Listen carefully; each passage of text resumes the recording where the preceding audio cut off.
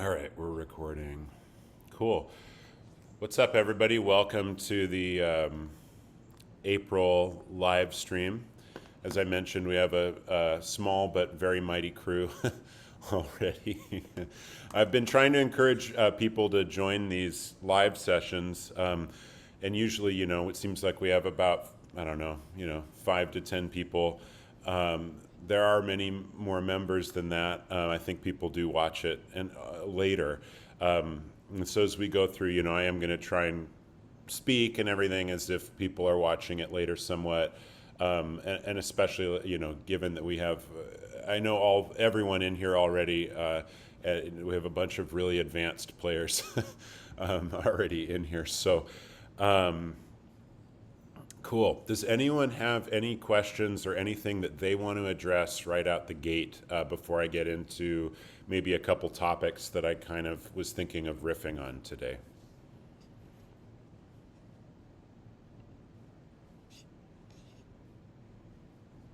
Okay, I have a question about the false fingerings. Okay. I have problems with the C and the B.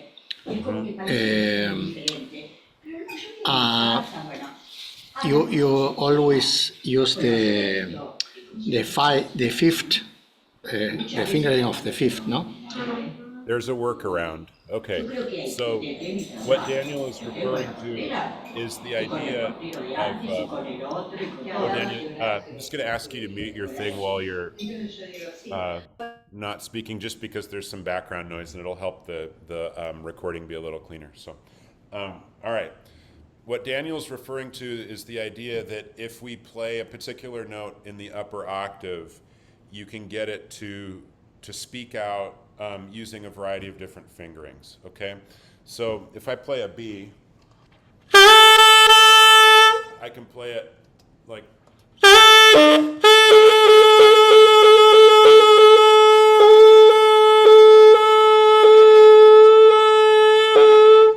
So I'm just fingering it as if I'm playing an E. I am leaving my octave key on in both versions of it, okay?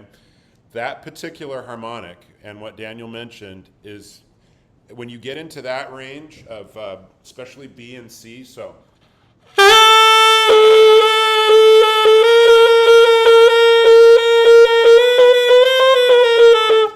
It becomes a lot more difficult, and a lot of people have problems with this. This is very common. I see a lot of people that struggle in that particular register, okay? So what I will tell you is that the vocalization almost has to get a little more squeezed, okay? Not constrained, you don't want to be, struggling and stuff. But I do feel my tongue in the back of my mouth coming up more and forward. So always, generally, when I play, as you guys know, I use an airplane wing type idea in my mouth. Okay, so the tongue like this. Okay, because that accelerates the air over the top of the tongue. When I go into those upper harmonics, I can feel everything in my mouth kind of squeezing up and like really squeezing the air right into the top. It's getting compressed right into the top front of my mouth, okay? So.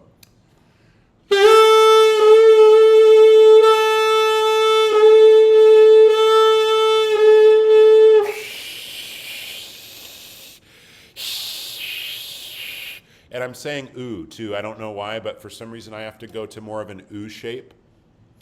It's like my tongue is set in E, but the front of my mouth starts becoming an ooh, because that ooh, especially in this area right here, if I'm able to create an ooh thing, it's like a hose. You know what I'm saying? You're able to compress the air velocity. So those are things you can try, and it really just takes a lot of trial and error and experimentation. The other thing is the horn being set up improperly can cause a lot of problems, right? So, unfortunately, this stuff is really difficult to address, but the angle of your neck, especially on a tenor, like if it's bent up or down, and I mean by a micron, a tiny amount. You might not even be able to see it. It can affect the pitch in the upper register. So ideally you should be able to, for example, play a note in the lower register, put on the octave key without really changing much here, and it should come out in tune if your neck angle is set right, okay? It takes someone who's very expert to do that. I had to have Bob Shepard do it for me, and he's been experimenting with it for 10 or 20 years, and he played it, and he's just like, okay, we need to, move it up a little bit or whatever. So, but, that is a thing, and you could look into. All right, here's the real answer, though I think you and most people are going to want, okay? So that's how I do it. I like to use the harmonic. If you want an easy way to get that note out, or any of the false fingerings, what you do is you play the false fingering. Let's take A, for example. So A, the way you would do it using the harmonic would be to play a D. So A, octave key down all throughout, D, okay?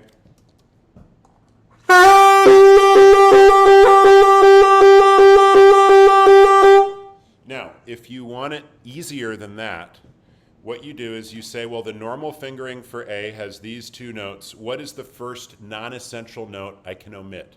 It's this key, okay? So we're going to play it, but we're just going to put down the right hand.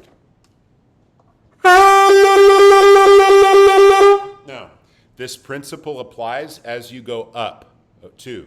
So let's go up to B. Remember, B we were playing as an E, okay? I'm going to do the version with the harmonic.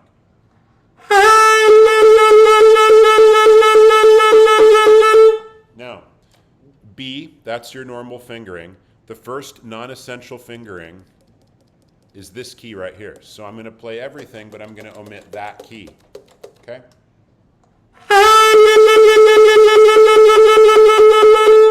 That's a very, very clean and nice way to do it, okay? C, okay? Normally I would play it like C and I would go to F. Oh, I'm sorry.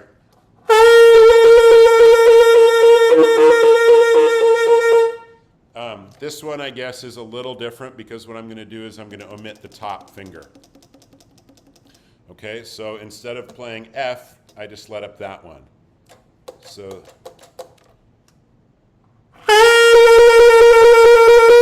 okay, C sharp, totally open. Okay, the false fingering for C sharp would be F sharp. Okay.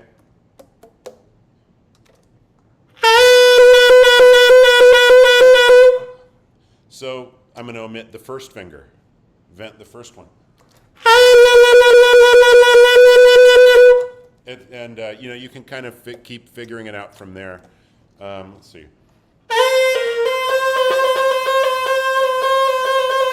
If you have trouble in those palm keys, if those are still tough for you, those should be easy for No, most people. these are more easy, no? Yeah. Easier, of course. If anyone does have trouble, just keep your D vented, for example. So vent the D and then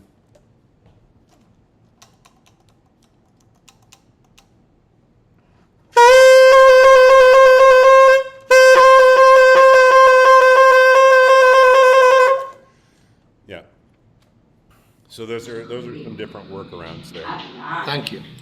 Yeah, I think it would work too. Again, I don't use these really myself, but I think you could do it even lower. Like F is technically the lowest one you could do as a low B flat. Like, yeah.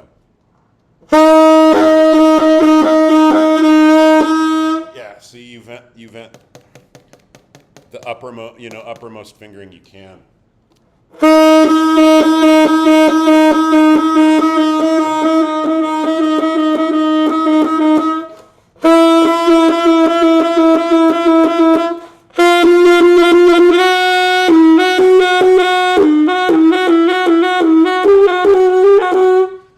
I don't really have a good one for that one, sorry. But yeah, everything else I think is almost covered. Cool. Okay. Any other questions on that? What's up, Draven, by the way? I haven't met you. Thanks for being here today. Hey, Chase. What's up, Steve? How are you doing?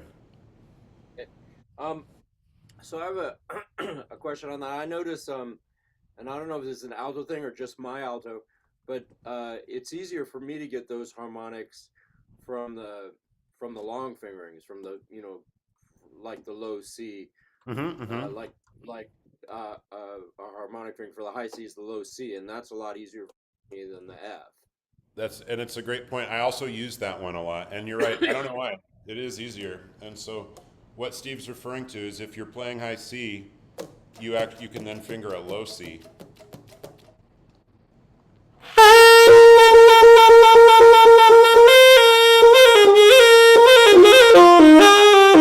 Yeah, et cetera, et cetera. Okay. So I don't know why. Yeah, I agree. Those tend to speak a little easier too. So that's also possible. Yeah. What I like doing, especially in that range, is using kind of a variety of them. Like if you use normal C, low C, and F, you can get different textures. Or if you're using like, let's say you're playing a line like a really chromatic kind of thing like that, you could use the low C for that one, and then when you do your C sharp one, use F sharp. So now you're using the fifth. So you start mixing and matching, and it gives kind of different, I don't know, different colors and stuff in there too. Makes it sound even more screwed up in a good way, I think.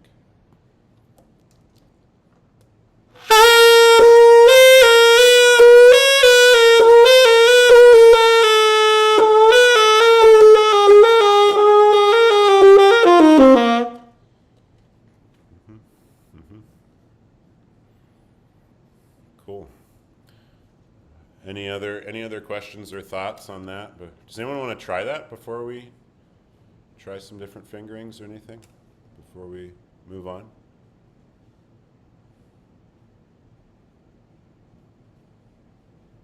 We're all good. Okay. I can't play. You can't. Daniel can't play. He's banned from playing. Okay. And okay. Any other questions? Or I have a couple topics I'll riff on, I guess.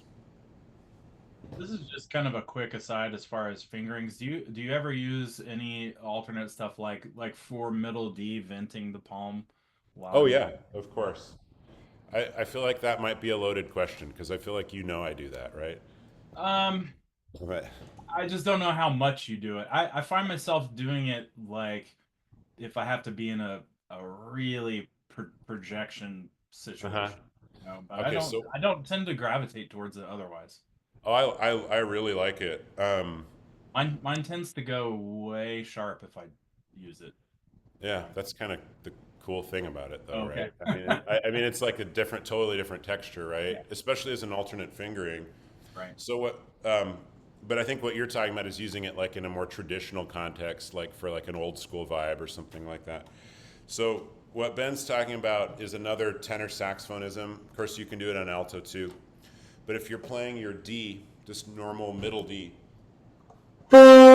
you could then also play that as a vented palm D, but with no octave key.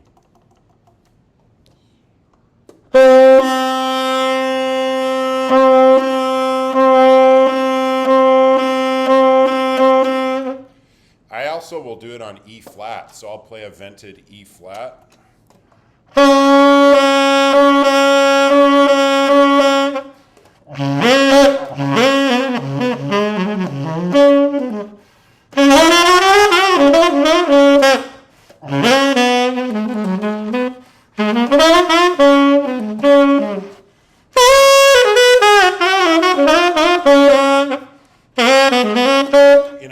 Or like the real the classic example would be like the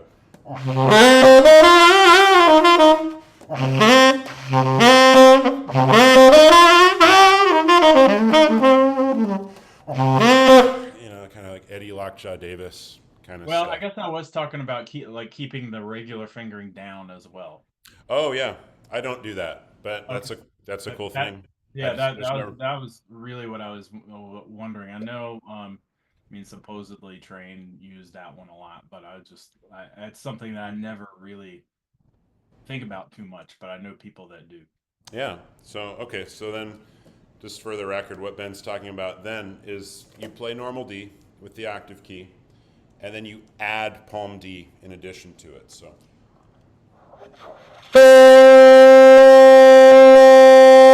This changes the timbral composition of the notes a little brighter. You'll get a little more projection and all of that. Yeah. I don't know what Brecker used, actually, but he definitely was using different versions of all that, you know. I was listening to with a student this last week the beginning of Etch-a-Sketch off Now You See It, Now You Don't, you know.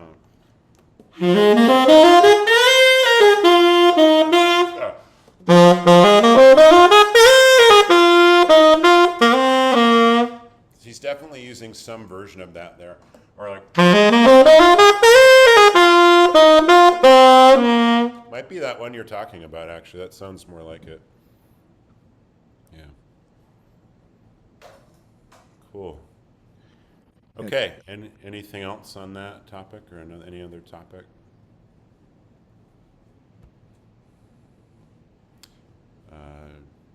Cool. Okay. So I'm gonna riff on some stuff then real quick. One, and I don't know, I just kind of thought to talk about this right before we logged on. I wasn't really even thinking of it earlier today, but this is just a short topic. And obviously we have a lot of advanced players here, so you guys might, I guess we all can benefit from this, and I'll tell some stories that have been happening to me lately, but the idea is positive self-talk versus negative self-talk, and positive self-concept versus negative self-concept. From the standpoint that, you know, obviously we're all working towards different goals, but as we tell ourselves different narratives about our life and our playing, and as musicians, you tend to have different outcomes, okay? I'll tell a kind of a simple story, and then I'll tell a longer story here. So one is lately, I realized, you know, as I think everyone knows, I've been trying to work on my guitar playing now for years, and it's been slower than I would have liked. And I realized recently that I keep telling myself I'm not a professional guitar player. I don't really know what I'm doing and everything. And I kind of reversed that this last week and just started doing some more like positive self-talk, like, no, I really am getting really good at this. I'm going to be able to play professionally. Like, and I kind of started brainwashing myself, like, I am a professional guitar player. I am a professional guitar player. And I kind of got better, like more quickly. Like my body relaxed. I had less tension as I was approaching that kind of whole thing. So the reason I mention that is because you really want to be conscious of the narratives you're telling yourself. If you're practicing something and it's like, man, this is hard, I'm not good at this, whatever, it tends to compound the whole thing and make it more difficult, okay? The other more extreme example that I'll say about that is that,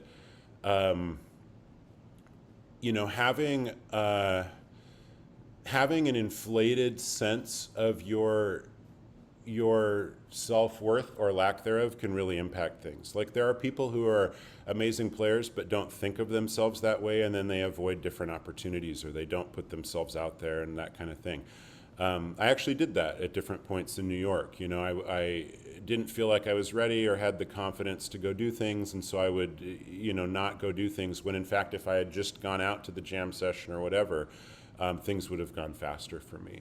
That being said, for whatever reason in my life, I also had like a particular sense of destiny, and like I was kind of crazy, especially in my 20s, and I thought like I was really destined to be, like the stars were aligned and I was really destined for something incredible on the saxophone or whatever, okay?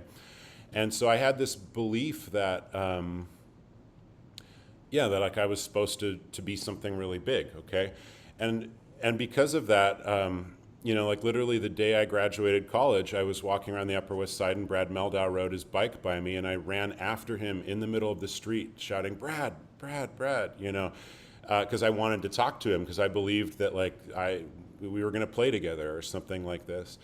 And because I did that, it set into motion a whole chain of events that actually did lead to a point where he played on my record, and like I know him personally and we're friends and stuff now. So the point is, like, if I hadn't had kind of an insane belief that I could do that, when there was no proof, like I had not done anything like that before. You know, if I hadn't had that kind of insane belief, I wouldn't have ran after him in the street, and I wouldn't have done that. So I don't know. I wanted to say, like, ask you guys, what kind of narratives are you telling yourself, positive or negative, and how are they impacting you where you are now in your life? Okay, and as a musician, and how can you maybe give yourself some extra energy and freedom and all of that? Um, it doesn't even have to be rational. Like if it helps you, you know, it helps you. I guess that's what I'm getting at, you know, to some degree. So that was just kind of a brief topic. And if unless anyone has any questions or anything they want to say, I'll get into the more musical topic I wanted to talk about today. Cool. I think the positive self narrative definitely works because Oh yeah. I mean I spent 20 years on the negative side of that one, and just the past few years trying to you know have more of a positive narrative. Things definitely change, Exact. whether in your not only more than in your playing, but your playing changes too. Definitely, yeah. We live in a world that wants to judge people by what they've already done and how they appear on the surface, you know? And you might have this incredible thing within you, but because, let's say, the stars haven't aligned for that thing to manifest in a particular way that's obvious to other people, then other people start treating you like you're less than you actually are, and then you start believing it and all of that. So, yeah, it's I don't know. I actually really advocate for people to have. You don't want to be an egomaniac and be mean to people, but I think it's helpful to like have a almost inflated sense of what you can do that might not actually match what is objectively happening in your life. You know what I mean? Like really try and see beyond that and see more, like something more magic for yourself. Okay. All right. So the idea that I wanted to talk about musically this week is how to really integrate time and metronome work into pattern practice, okay, through different layers of complexity. So obviously we can work on rhythm very specifically. It's not something I generally do in modern jazz pathways, although we have done it a little bit here and there. I have touched on it.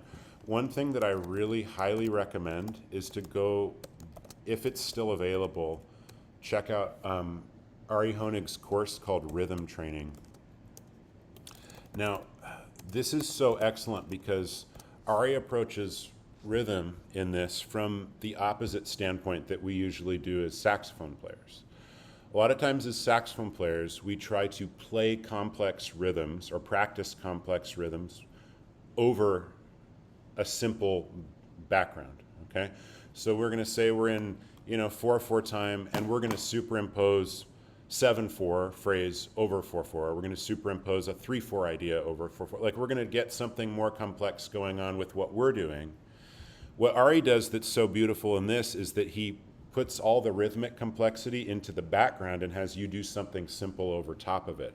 So really what you're training yourself to do is be able to play with a rhythm section that's throwing you some really complex stuff, and then you be melodic and simple and elegant and beautiful over it. And I think that's a much more kind of pleasing aesthetic overall. So the idea would be, and like what Ari had me do when I was taking lessons with him, would be to like, practice playing a polyrhythm underneath a tune. Okay, so like I'm gonna just do a really simple thing like Twinkle Twinkle Little Star. Okay, twinkle da da da da da da da da da da da. So here's our pulse. Do do do do do do da do do do do do da da. That would be sort of like a simple backdrop with the simple tune. If you go to a dotted quarter note, though, in the backdrop of the tune, now all of a sudden you're working on dealing with a hemiola in the rhythm section. Do do do do do da do do do da do do da do da do da da do da da da do do da da, etc., etc. Okay, so that's not what I'm going to get into here, but if you're interested in that kind of thing, this is excellent, and Ari covers this type of thing very thoroughly. Okay, what I want to talk about is oh, go ahead. That class is available on My Music Masterclass. Exactly. I'll put that here. I think it's really cheap these days too. It is, yeah. It's like 20 something bucks or something. So check that out. Ari's just really fantastic and methodical teacher with all that stuff. So one of the things that we do a lot as horn players or people learning melodic improvisation is that we do pattern work, okay? The purpose of practicing patterns, which is what Coltrane did and Brecker and all these people, is that it ingrains within you harmonic principles, both in your mind conceptually and by doing the repetition of pattern practice, you're also ingraining it into your ear and you're ingraining it into your technique. So there's many, many benefits to practicing patterns, which is why it's an essential part of my practice I do every day and what I recommend for you guys generally, okay? When you're practicing a pattern, it would be good to integrate a rhythmic component to it always, okay? Because it's going to strengthen the consistency of your time. And again, if you can actually get to a point where you're dealing with more complex rhythms behind the pattern, now you're actually training yourself in a similar way to what Ari is doing in this video to be able to deal with complex hemiolas and rhythmic structures in the rhythm section, okay? And if we're going to be playing patterns and over and over and over again, you might as well also be sort of inculcating into your subconscious these more advanced rhythmic features, okay? So we're going to take a pretty simple pattern. I'm not even going to do it full range, but what I generally recommend is that you do it full range on your instrument when you practice a pattern. We're just going to do it a little more than an octave today for the simplicity of the demonstration, okay? This would be a pentatonic pattern. By the way, before I get into that, we've talked a lot about this sort of like 7 families or whatever of modern jazz. When you're practicing patterns, I highly recommend, if you can every day, doing patterns from at least 2 families, okay? Because it gets your ear into 2 different sounds and 2 different techniques and all of that, okay? So,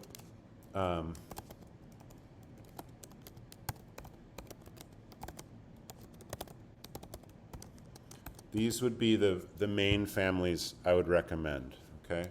Pentatonics are where you start, basically for everybody, okay?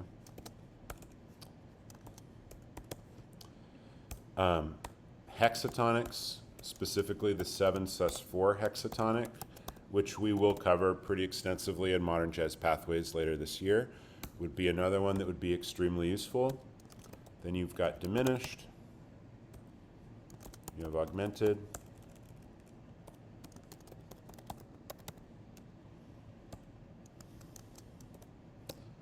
and what am I forgetting here? A chromatic, which would basically be atonal.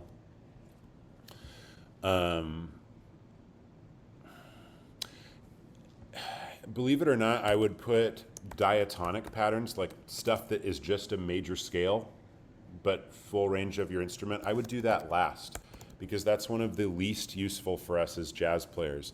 It's way more useful to you to get your ear into these sounds up here, because they're very specific families that actually are subcategories of a diatonic family. Does that make sense? That's a pretty complex thing to explain, but I know I've got a really advanced crew here today. Does anyone not get that?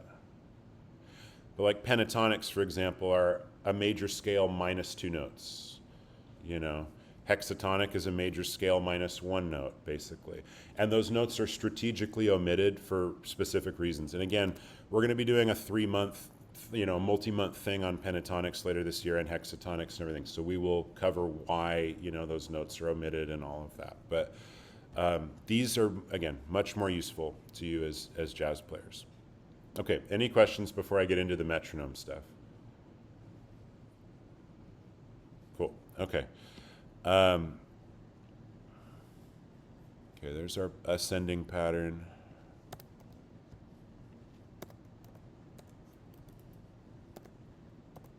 By the way, can you all hear me okay today? There's no static noise or anything in the background or anything weird like that? Okay, cool. Yeah, it sounds good. Okay, cool.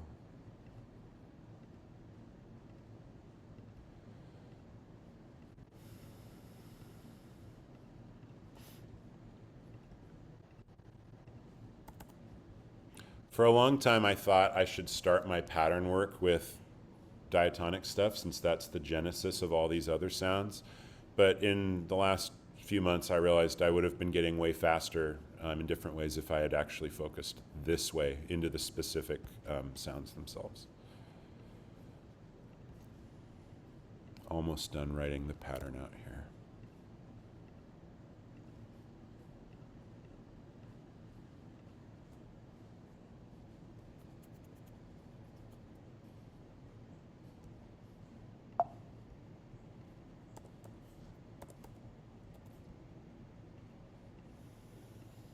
Okay. Obviously, hopefully obviously, the first and easiest way, and obviously essential if you have any trouble with this, would be to do something like this. Metronome just on 1 and 3. Okay?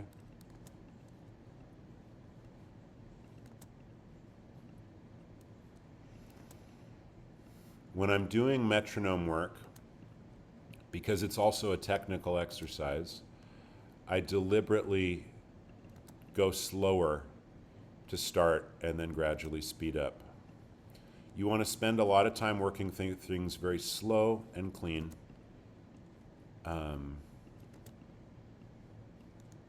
Because it makes it way easier once it gets fast. All right, this should be super duper obvious. I'm just going to demonstrate it real quick.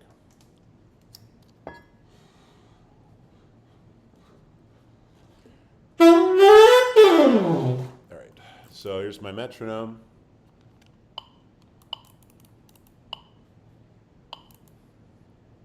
Again, slow is good. It's like 44 or something like that, you know. Is the metronome too loud or anything in the recording? Okay, cool.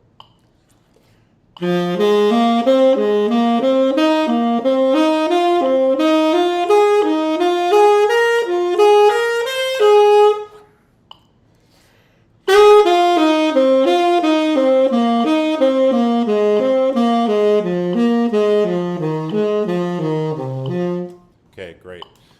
Saxophone players, which I think everyone is here today, what articulation was I using and why?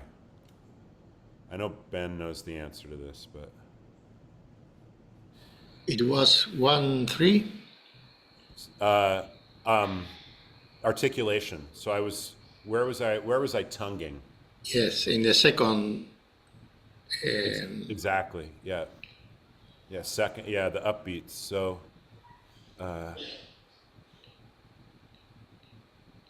It's just really the most common sort of saxophone jazz articulation. Some people call it doodle tonguing. Tongue the first note and the second note, but then you begin this cycle of slurring always from the upbeat into the downbeat. Every time you practice a pattern on saxophone, do this as your default, okay? Because what this does is it conditions your muscles to be able to do this essential movement. Now, when I play, when we play other rhythms and stuff like that, the articulation will vary, but you want to have this as your default, especially for eighth notes at faster tempos. Okay, moving on.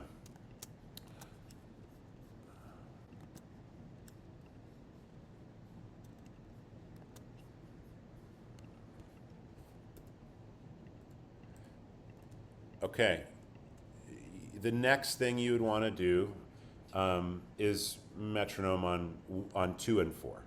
Okay. Again, these are the entry level starting points. You don't want to stop here, but you need to be able to do these also. Okay. So depending on what level you're at some point in this cycle today, there's gonna be something that's gonna be challenging for you. Many people, this is still a little difficult. So 2 and 4, this is a great jazz placement because it mimics the hi-hat in the drum set. The swing feel tends to have a kind of a little push on 2 and 4. All right, so this would be what this sounds like.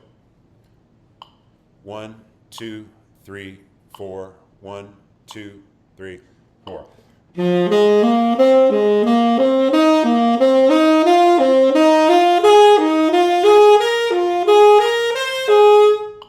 3, 4.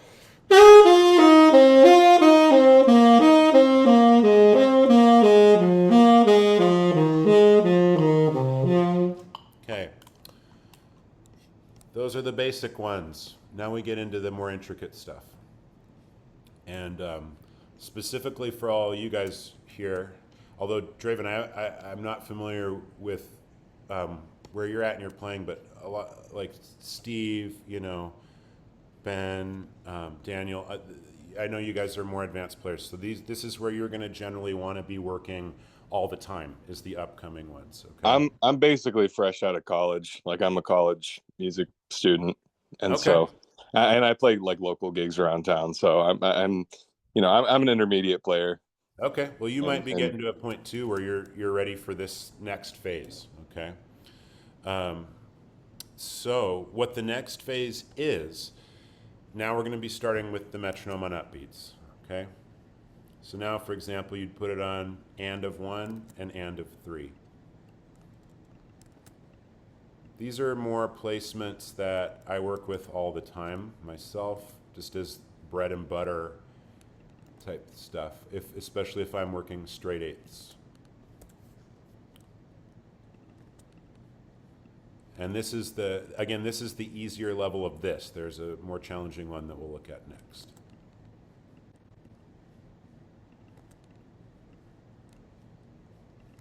I can't emphasize enough how important it is to be doing this all the time. Like every time you're practicing a pattern, you should have some placement like this going on, so you're taking advantage of your time. All right, here's how this would work.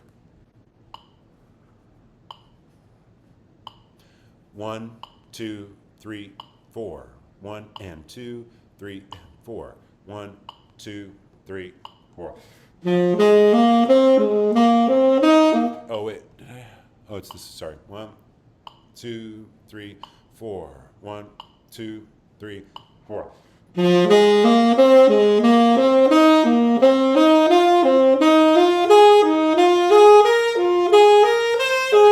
2, 3, 4.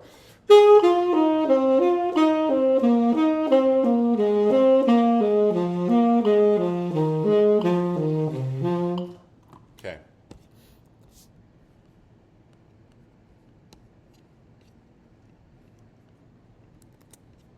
Any ideas what the next placement might be?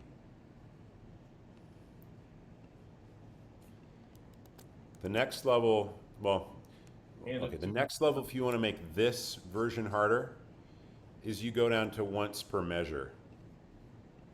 So for example, you could have it just on the and of 1 every measure. Or you could have it on the and of 3 every measure. We'll do and of 1 this time.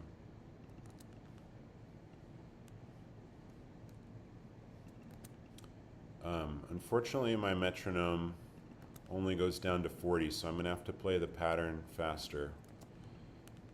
If you have a metronome that can go below 40, that's great, though. Helps strengthen your time to practice with the metronome on 30 beats per minute or whatever. Hey, can you turn up the metronome just a little? I kind of lost it some when you were playing.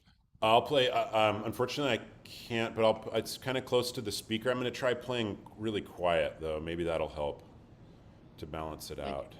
Okay. 3, 4,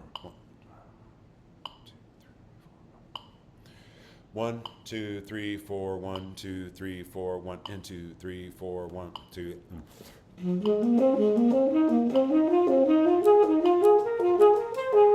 3, 4.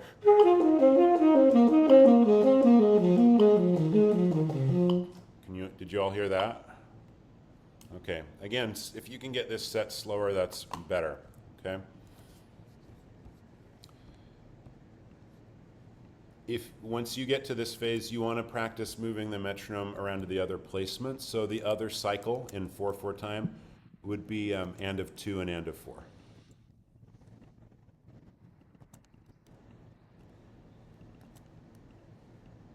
I'm not going to put all these in because I think you all get the point at this point.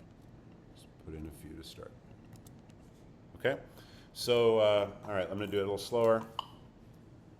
1, 2, 3, 4. 1, 2, 3, 4. And 1 and 2 and 3, 4. 1, 2, 3.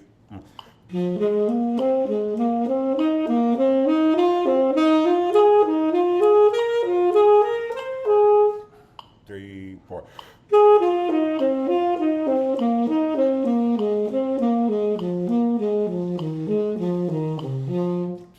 3, 4. Okay, next phase. Again, you want to now omit one of those. So for example, what about just the end of 4? That's an excellent one for us as jazz players because a lot of rhythms implied by the rhythm section will actually be on the end of 4. It's just part of the style. Okay, I'm gonna have to play the pattern a little faster again because my metronome is a little limited. 2, 3, 4. 1, 2, 3, 4. And 1, 2, 3, 4. 1, 2, 3, 4. 1, 2, 3, 4. 2, 3.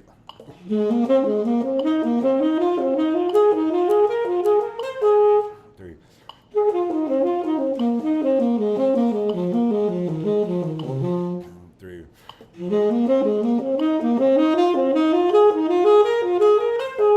3, 4.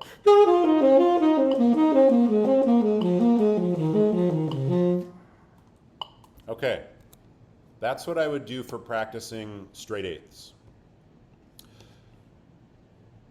Any questions on that? I'm going to get into triplets now, which is the other thing that's really important for us, almost more important. Any questions or thoughts or anything? Okay. Would this change at all if you were using pentatonic patterns? Well, I guess that is a pentatonic pattern, is it not? This That is what we were yep. just doing? Okay. Yep. Well, Yep, what about like a diminished or hexatonic pattern? How would that change if you're practicing this kind of metronomic thing? Nothing changes actually. Okay. Yeah, same thing. But let's, for the sake of, it's a good question. Let's look at a more complex pattern. Okay, I'm gonna do a pentatonic pattern, or let's do a diminished pattern that's in 5. So this is the sequence, and I know, again, we're gonna do a whole thing on diminished in Modern Jazz Pathways, and we'll go into it very, very in depth. Be a while before we get there, but it's part of the curriculum I've got on my outline. So for some of you who can recognize diminished already, great. If you can't, just take my word for it. This is a diminished pattern, okay? If you can see it, this is in groupings of 5 eighth notes.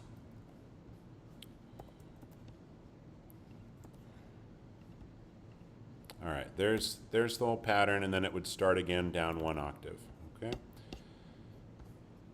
If you're gonna practice this concept, you still do the exact same thing. Let's say I'm doing metronome on and of 1 and of 3.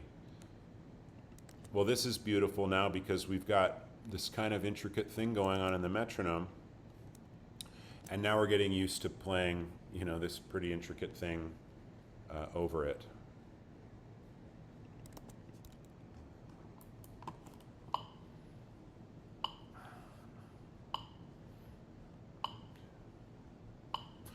One, 2, 3, 4.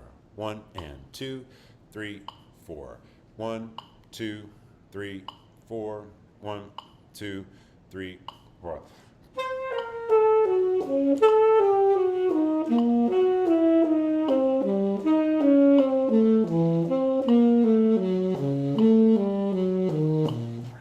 Three, 4.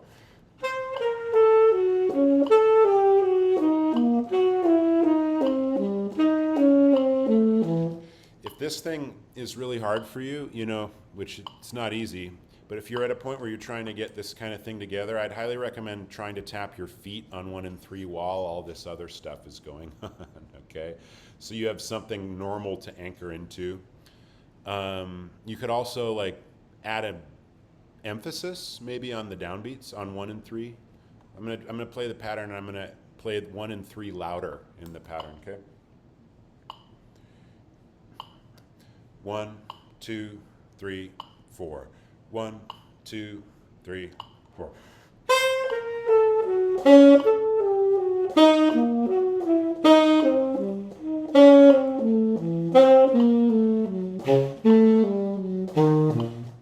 You know, that's another way to kind of help yourself figure out where everything is in a really complex, you know, really multi-layered practice session like that. Okay.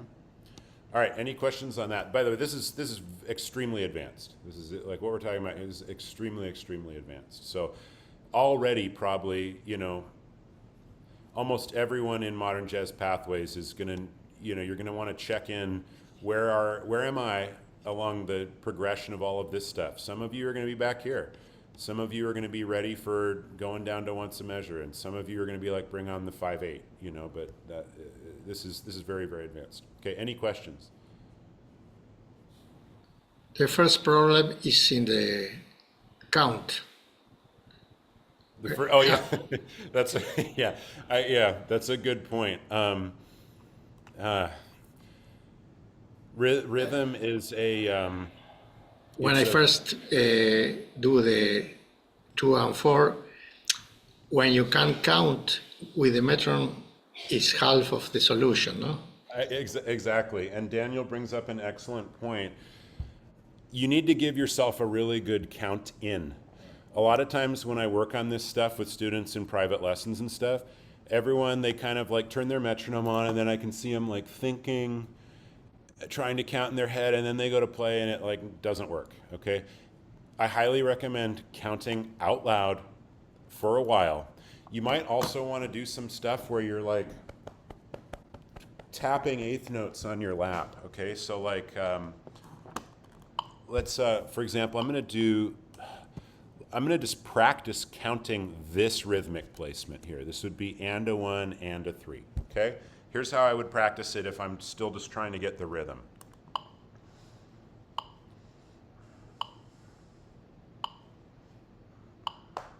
One, 2, 3, 4. 1, 2, 3, 4. 1, 2, 3, 4. 1, 2, 3, 4. 1, 2, 3, 4. 1, 2, 3, 4. 1, 2, 3, 4. Okay. The amount of time I just did it will not be sufficient to learn it. You need to do what I just did there. If you're having a hard time, like can't even getting it started, that's like a 15-minute just meditate on that type of thing. You know, just sit there and just metronome on and just pit, pat, pat, pat, pat, you know, keep a groove, 10 or 15 minutes. And the reason I say that is because you need to feel the rhythm in your body. You need to have a bodily memory experience of how the rhythm feels. One of the biggest reasons why saxophone players struggle with rhythm so much is because our rhythm is, we don't have any percussive thing on our instrument other than the keys, which isn't even that percussive. The notes, you know, you play a piano, bing, the note starts. You play a saxophone, whew, it's all breath. Where does the note actually start? Do you know what I'm saying? It's so elastic, it's so fluid. So our feeling about rhythm is not very precise. So it's very good to then go into your body and do something where the rhythm is super precise, because there's the beat. There's the beat. It's really clear right where it starts, right? And so you really need to do, that's what Ari had me do. When I went and took lessons with Ari, we played kind of, but he just had me sitting there like, you know, ba, you know, ba, ba, boo, ba, ba, do, ba, do, da, do, do, do, do, do, do. Ah, shoot, let me do a little slower. Hold on. Ba, do, do, da, da. do da do da do do do do da do do da do do. You know, that kind of stuff, like working on hemiolas and singing these rhythms because I needed to feel it in my body. Drummers, they're feeling it. They're smacking something. You know. Anyways, sorry, I'm off on a rant there. Hope that makes sense. The afternoon espresso is kicking in.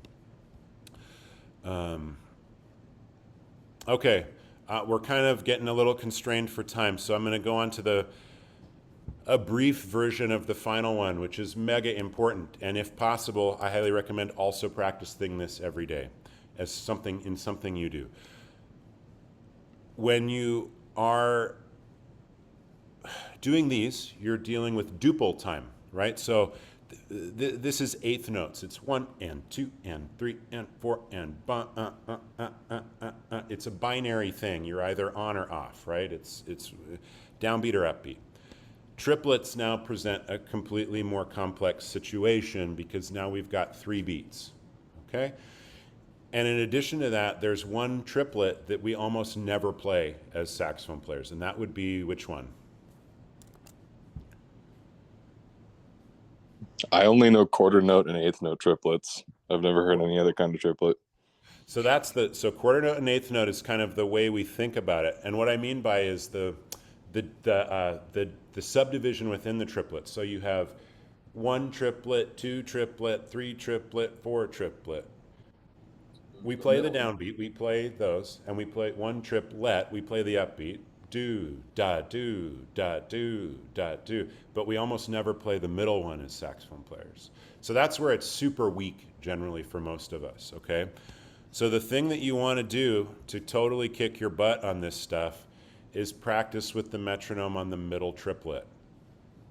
It's very challenging to do, takes a second to get it together, but it's kind of amazing when you start to feel it because you realize how much the rhythm section is in the middle triplet so much of the time, and you develop an ability to interact with them. And this is such a next level thing for playing with a rhythm section.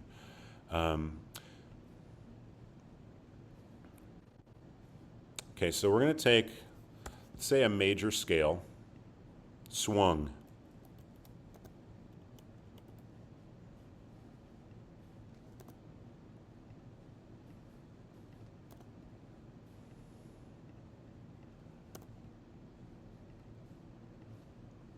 C major, people's key.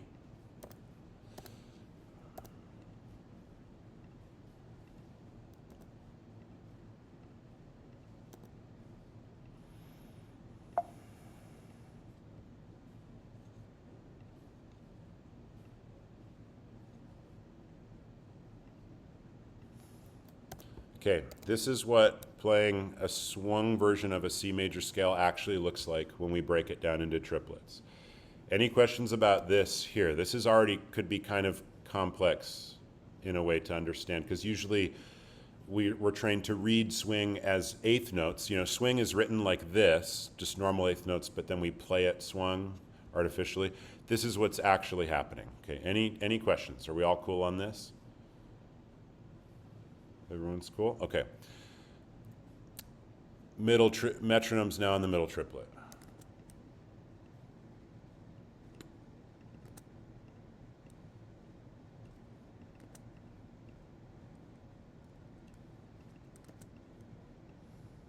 We're unlocking the next level here. You get this together and the clouds will part and all the jazz gods will rain improvisational blessings upon you. Okay?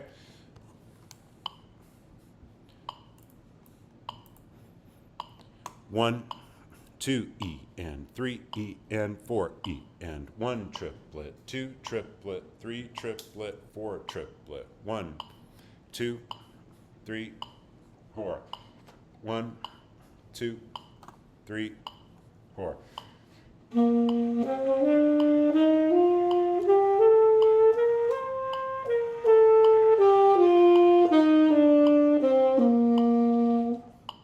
Three, 4.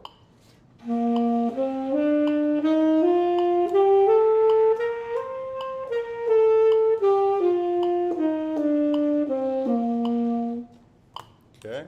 Were you all able to hear the demonstration okay? The metronome came through and all that? Okay.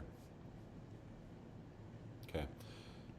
Well, just for the sake of being methodical in this lesson here, the next level is to reduce the amount of clicks the metronome has per measure. So now we would go to something like this. But this one's actually really good, honestly, for most people, because, and myself included, because we need to really just force ourselves to get into the triplet. Once you get that kind of feeling, then you could do something like this.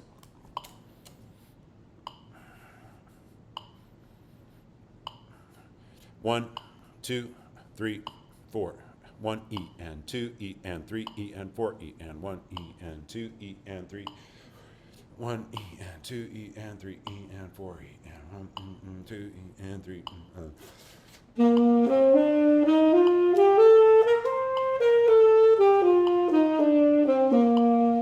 and 3 E.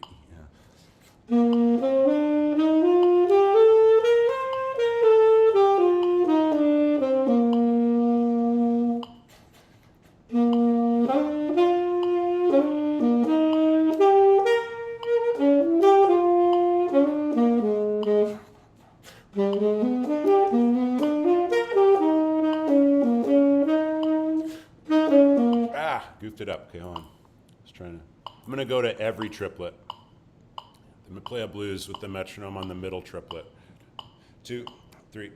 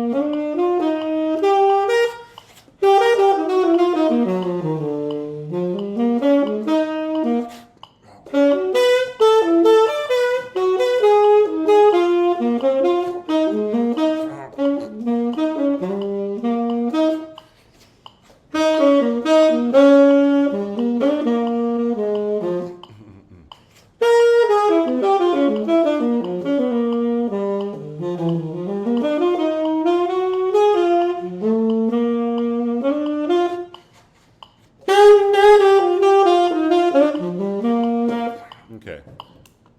Kind of a satisfactory example, not the best. I tried to get fancy with it to impress you guys, and then it fell apart. Which the lesson in that: don't play to impress others.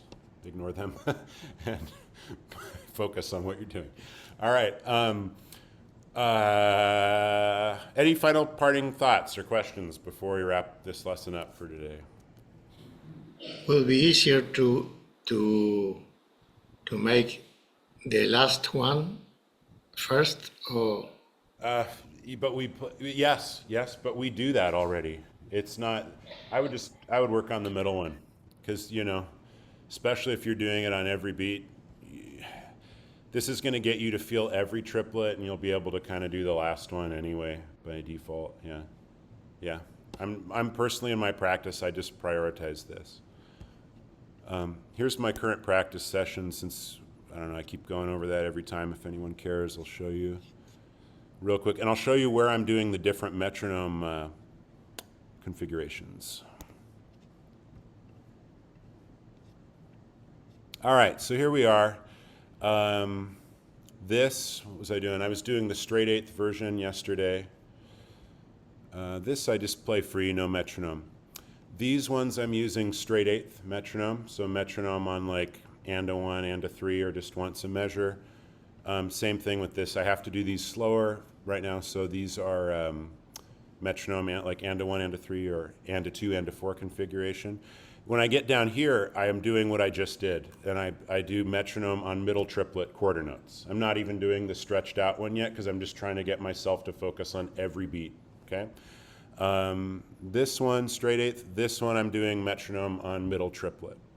Anyways, the point is that I'm trying to integrate some type of oscillation there, so that I'm practicing straight eighths, I'm practicing with triplets every day, and I'm moving around to different placements. So, all right, cats. Any thoughts? I hope that was cool. I always feel a little self-conscious because usually it's all these super advanced guys that show up here for this session, and then I'm trying to tailor it for everybody though. It was actually great to hear you do that demonstration on the middle triplet. Uh-huh. I'll practice patterns, but then sometimes on that, but then getting into actual soloing, it's hard to hear it. But that was good. Yeah, yeah. You just try, and then you can, again, I would try it maybe for you guys another time. It was not my best work there, but you do get to a point too where you have like a feel over it. Like you can actually, you get so good with the middle triplet, you can start like dragging back or pushing forward or whatever, and still keeping it together. It gets really kind of fun in that way. And again, the fun thing about this too is that you get on the grid like that, and you go to play with a rhythm section, you automatically start doing that kind of interaction. You hear the drummer like playing some, stuff. They're constantly playing triplet-based rhythms. And I had a little cocktail gig here in Austin, which was actually really fun yesterday. And the rhythm section, someone's like, hey, let's play Doxy. So we start playing, and right away I was able to engage everyone, and like you could feel the energy of the rhythm section go up, like, oh, it's a horn player who's actually listening to us and actually wants to play with us instead of play over us, and all of that. And everyone had a really fun time, and so it's it's really helpful for playing with others, especially. Cats, any other thoughts? Everyone's been so quiet today. It's great stuff. Thank you. Thanks, Daniel. Thanks for always being here. By the way, you and Steve, I know, and Ben too, has been really like help. Thanks for supporting me on these like pretty much every time. So, okay. This stuff seems really challenging. I mean, It's well, okay. You're not wrong. It is. That's why it's like every day, But it's okay. yeah, It's challenging in the sense that as horn players, we woefully neglect this stuff. Like right. really a lot. But like for a drummer, everything we did today is really easy, actually. And that's why, man, yeah, we really have to work on it. And so just when you're doing patterns, do them slow, metronome, just like have that be part of the challenge, And yeah, yeah. So cool. Cats. All right, everyone. Well, great to see you. And I think the next of these will be late May. The lessons are going to get more on a regular cycle coming up. I've got 3 coming up in that ESP telepathy series that we're going to be looking at. One will be out this week, I think Wednesday, and then the others will be out more regular. And then then we'll reconvene on one of these. And there's a transcription lesson too coming out 3 weeks or so. So. All right, everyone. Thanks so much. Have a wonderful Thank weekend. you very much. Yeah, happy practicing. So Thank you, guys. sir. Okay, bye-bye.